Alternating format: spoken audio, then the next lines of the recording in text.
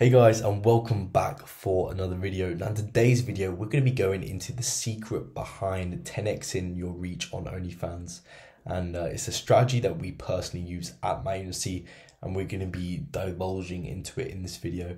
Now, in case you don't know who I am, my name is Ethan Bayliss. I'm the founder of Altrist, which is an OnlyFans agency where we help creators earn more while working less. If you're an established, motivated creator, make sure you check out the links below and book a call with myself. Or if you're looking to start your very own OnlyFans agency and scale up to 50k plus per month, book a call below and I'll be able to help you out with that. So now we've got that out of the way, let's get into this video. So as you may or may not know, I like taking the scientific route when it comes to most things. So if we're going to be scaling up reach, let's first peel it back a layer and look at what actually reach is. So reach, very simply put, reach is essentially just visibility. So you can compare your OnlyFans to a business. You know, they're pretty much identical in the way they work. So business, you know, will have customers coming in, and the way it goes about getting customers is through the visibility of the business or the brand of the business. Now you can compare it to your OnlyFans. So your OnlyFans is a business, and the way you go about getting subscriptions coming through is through the visibility of your brand itself. Now, the way you go about increasing this visibility depends on who you are and your specific pros and cons that you got on each platform. So for example, one platform may work very well for one creator. If you're very fun, bubbly, energetic, creative, you know, TikTok may be the perfect platform for you.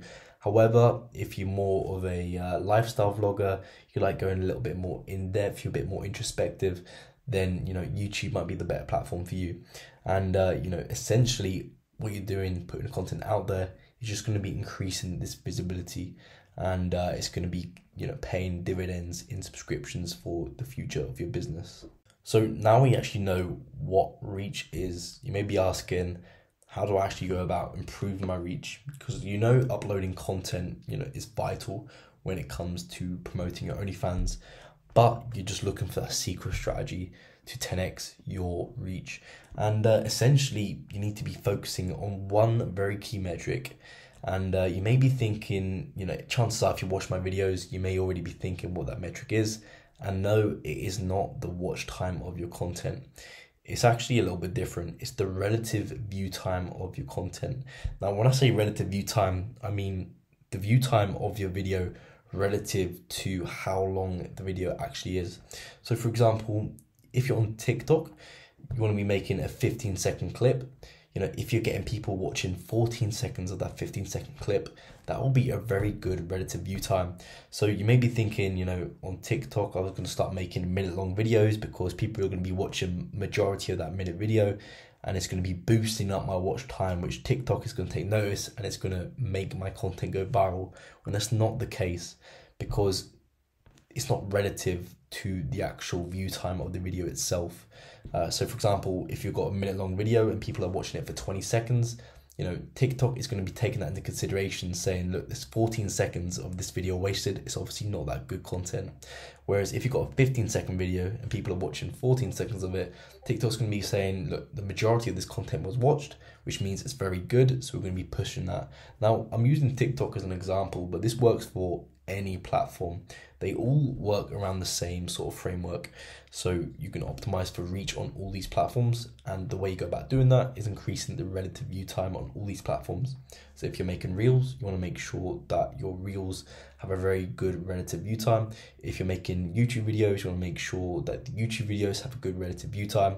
And the easiest way to increase your relative view time, I've found personally, is putting yourself in your audience's shoes. As soon as you do that, you're going to be able to make content that relates directly to the audience. And as soon as you make content that relates directly to the audience, it's going to be increasing their engagement. They're going to be empathizing with the content more. They're going to be sympathizing with it more, and they're going to be more active and engaged. So I'm going to be giving you guys some simple high performance strategies that we implement with our clients. And essentially all you want to do is you want to make your content conform to the archetype that I'm going to be laying out to you. So this archetype is very simple. It's called the story arc. Now the story arc works very simply. Is you have a beginning, you have a middle, and the end. But I like to refer to this a little bit differently. You know, it's not very helpful me saying you need a beginning, a middle, and an end to your content. It's pretty self-explanatory. I like to look at the beginning as your hook. And a hook's job is essentially there to get your audience captivated, to call a particular person out and let them know that this bit of content is for them. Because by calling that person out, they're going to be watching for the duration of this video. Now, you can also call someone out, or you can have more of a general hook. And a general hook is going to be in the sense of you're just giving someone a little cliffhanger, if that makes sense. Saying you're never going to guess what happened. That's an example of a cliffhanger. It's a hook. It's going to make them watch the rest of the video. You can implement a bunch of different hooks. And if you go on these platforms and you look at the actual content that's being suggested to you on your feed, you're going to notice that this content, they have all got the same sort of structure. At the start, they've all got a very strong hook, which makes you watch more and more of the video. So trust me, there is a scientific method to the madness. So next, after we got the hook and we're hooking people in to make sure they watch the rest of the video, you want to provide the value itself. Now, the value is something that actually speaks to the person in the sense of providing what they were looking for. So on the hook, you give them a little cliffhanger, and then on the value, you're fulfilling that cliffhanger. You don't want to just have a cliffhanger and never fulfill it. Otherwise, it's going to lead to a lot of unsatisfaction when it comes to people watching your content. You want to make sure that you deliver this value. Now, you can't deliver the value in a boring, unauthentic way. You need to make sure to have a bunch of pattern interrupts when delivering this value, because a pattern interrupt is going to keep the audience engaged throughout the value of the delivery of the value itself.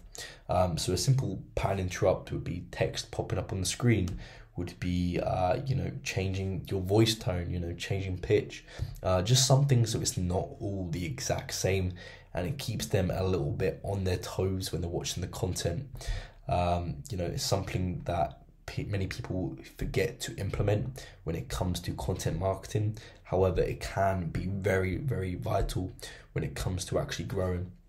Now, finally, we come to the end. So the end, I like to call it the call to action. So the call to action can be very simple, but essentially you just want them to perform a specific action. Now, lots of people tend to do call to actions to what they're actually selling. So some people say, check my links in my bio or something like that. However, you can also have a very different call to action. So for example, if your purpose is looking for visibility on social medias, a good call to action would be suggesting another piece of related content that you're made. Now, by suggesting another piece of related content, people are going to be watching more of your content, and the more of your content they watch, the more your actual relative view time is going to be going up, and the more the relative view time going up, the more your reach will go up in general.